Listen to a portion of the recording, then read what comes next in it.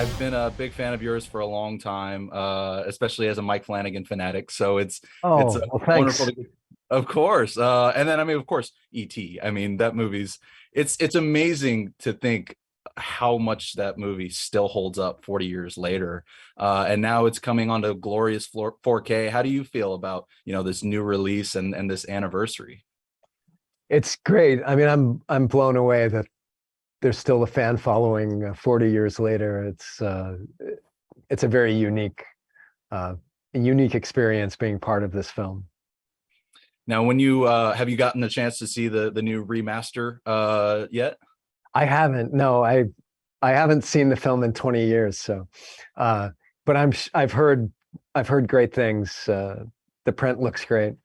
Although I've heard people complaining that they can see the brush strokes in the matte paintings now. I was catching that last night, but I was willing to forgive it because I was like, you know what, though, for that time, it's still wonderful. Yeah. And Well, and we were cutting edge at the time.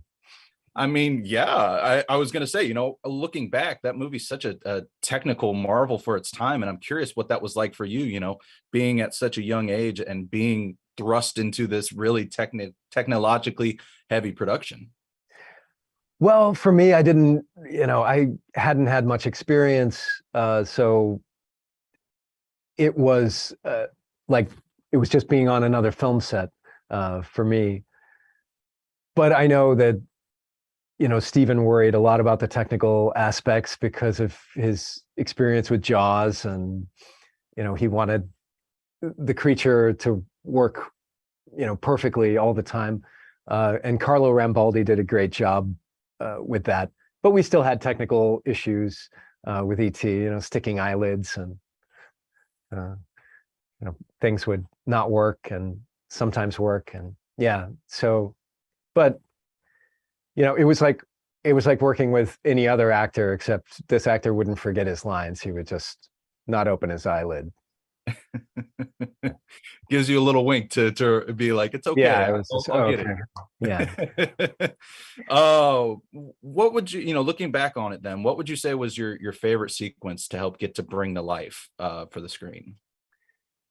My favorite part of filming ET was the first act, like all of the stuff at our house and in Elliot's backyard, getting the pizza, playing D&D, rolling the softball into the shed. That was the magical part. And I really enjoyed shooting that part. Um, it was fun. It's that first act still. I mean, it does, like, again, rewatching it last night, that those opening credits, they feel so ominous, and then it's like, oh Yeah. no, this is a really heartwarming film. It's Well, I think the studio wasn't quite sure how the audience would react to a benevolent alien, because we'd only seen malevolent aliens. Like, those were the successful aliens, were the bad ones. So Universal released E.T. and John Carpenter's The Thing at the same time, I think, to kind of hedge their bets. Um, because, if audiences didn't like the nice alien, they could go see the mean alien. Um, but, and The Thing, which is a fantastic film, suffered greatly because audiences went the route of compassion. And I think the studios were kind of amazed. But yeah, but The Thing got a release in '83, which kind of saved it a little bit. But wow, an amazing time for film. absolutely. I mean, two wonderful classics in very different senses of the word. Now, this isn't, of course, the first re-release that we've had. There was 20th anniversary, which had a lot of digital touch-ups and everything. And I'm curious, that a lot of people were divided on that one. And looking back on that release, how do you feel about it in comparison to the original version?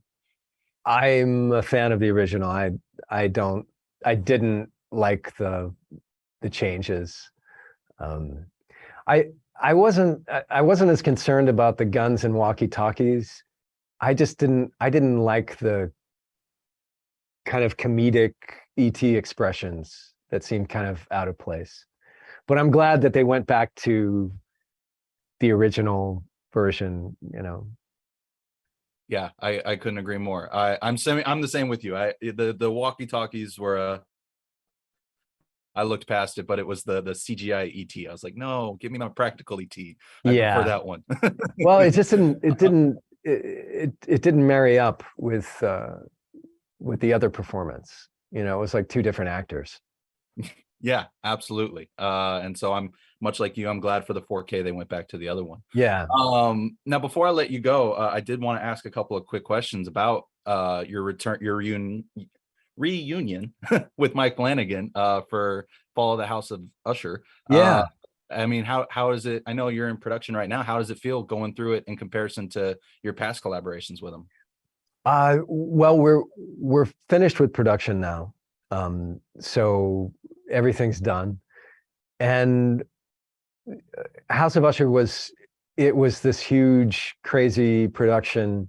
It felt a little bit like I hardly got to see Mike Flanagan, even though I'm in every episode, because it was just the way we scheduled it. It was really tough, and with COVID, and we had all sorts of problems on the production, COVID related, and also an actor was fired and replaced, and so I really can't see the forest for the trees right now. Like I talked to Mike a few weeks ago, and he's really excited about Usher.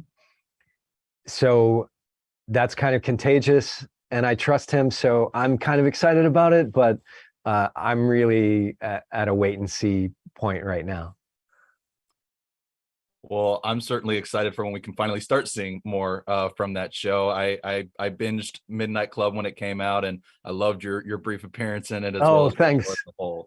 So I'm getting the wrap signal, so I'm gonna have to let you go. But Henry, thank you so much for taking the time to chat. I It was greatly great talking to you. Thank you so much. absolutely have a good rest of your week.